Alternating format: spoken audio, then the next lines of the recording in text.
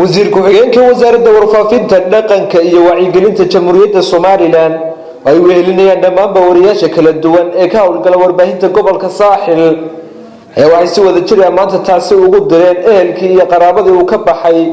Allah u naxariistay xoogayihii hore ururka saxafiyiinta Soomaaliland ee Solja Maxamed Rashiid Maxamed Faarax oo wiilkii hore gaari ku dhacay duleedka galbeed ee magaalada Berbera iyadoo loo qaaday dhakhtar ku yaala magaalada Nairobi isbitaalkaas oo habeennimadii xalay ahayd uu ku geeriyooday Allah u naxariistay Maxamed Rashiid Maxamed Faarax iyagoo saxafiyiinta kala duwan la uga bariyay Maxamed Rashiid Maxamed Faarax in Allah naxariistii janno ka waraabiyo ehelkii iyo qaraabadii uu ka baxayna samir iyo iimaan uu ka siiyo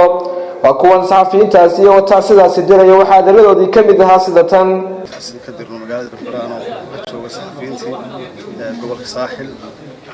marxuum Maxamed Rashiid Maxamed Faarax وكيه أروك صحافة الصومالية أنا سؤال شاو صاق بقول يودي مقالة نيروبي يردوا حق وواحد يدل بسوقسه إله وحنا قبر من خريستيس كورابيو يدتك وكبحي يدهن وكسر يرسمري إيمان قارهان ومدهر الصومالية ويسقي قاربديسي صحافة ده أنا مش أصلي محمد رشيد إن بدبر اسمه قاني تاني جمهورية أيون كسر شقة جري تاريخ بدن بان soo wada martay raga haladeeg leh wadaniya jecel xorriyada ayuu ku tiyaa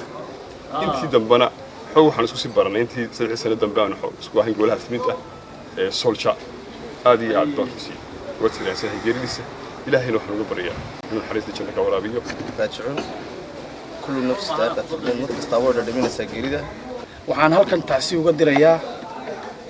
ilaahay ha u naxariistee marxuum Maxamed Rashiid Maxamed Faarax oo ahaa xogayihii ururka saxafiyiinta Soomaaliland oo dhawaan shil baabuur ku galay magaalada Berbera meel duleedkeeda ah